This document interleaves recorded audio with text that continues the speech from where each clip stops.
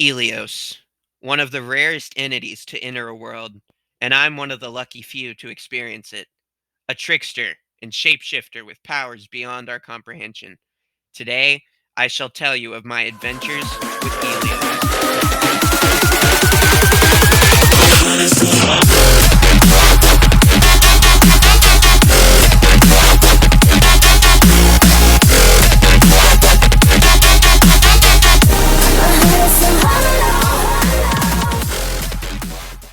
Elios, as I said before, is a rare entity. It can take any form, mob or block. It causes the world you're in to glitch a lot and makes things way harder than normal. And when you get to the end, he reveals his true form for a split second before the world crashes and deletes itself. I had been playing Minecraft for 2 years and I was looking for a challenge. I searched the web for something to challenge my skills, and then I came across the Minecraft Creepypasta Wiki. I scrolled through the website, reading tales of entities both real and fake. I saw one that looked different from the others. I read through and was intrigued. I opened Minecraft and created a new world named Elios. At first, things seemed normal. I had spawned just outside a village, and so I began to loot it.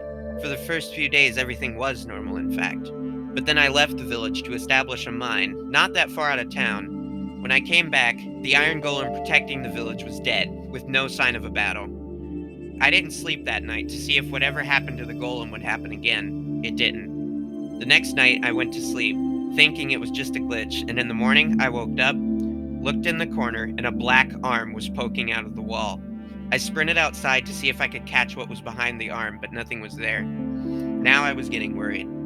I went exploring that day into the desert outside of the village and found a desert temple. But in place of terracotta were these weird black shiny blocks. I broke one and the name was glitched out, and the inventory icon was broken. The weird arm kept happening day after day. Eventually, the time came to go to the nether. I was worried because the wiki said that things got worse once you entered the nether. I lit the portal and entered. The nether seemed normal at first as I walked through the fiery landscape, but then a ghast came over the hill and began to fire at me, but it wasn't normal fire. The ball had the texture of an XP orb and changed from green to yellow as it flew towards me. The fireball didn't immediately explode on impact either. Instead, it drilled through the ground before doing so. I killed the ghast and moved on. Eventually, I found another fortress across a massive lava lake. I bridged across and began looting the fortress. After I had finished, I went to find a blaze spawner, but instead, I found a hallway full of wither skeletons. I killed most of them without taking damage. Keep in mind I was wearing full iron armor. And then one ran around the corner and killed me in one shot.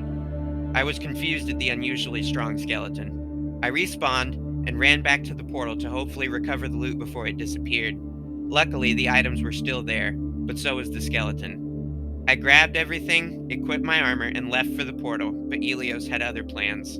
I ran into another ghast. It shot what seemed to be a normal fireball, but when I hit it, it froze, and it began to flash white. I got away just before it blew up with the power of a charged creeper.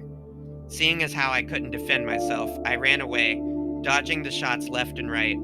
I lost the ghast and headed for the portal. Unfortunately, I didn't get blaze rods, so I eventually had to go back.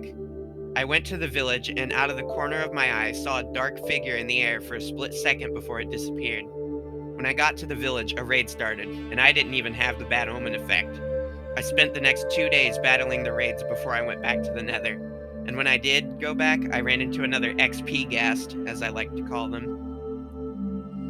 When I finally got the blaze rods, I went back to the overworld and constructed the Eyes of Ender, and went to find the stronghold. On the way, I came across a small desert village with no inhabitants. It wasn't even an abandoned variant. However, unfortunately, the story ends there because the device I was playing on broke. If you enjoyed my experience with Elios, make sure to leave a like and subscribe, and I'll see you in the next creepypasta.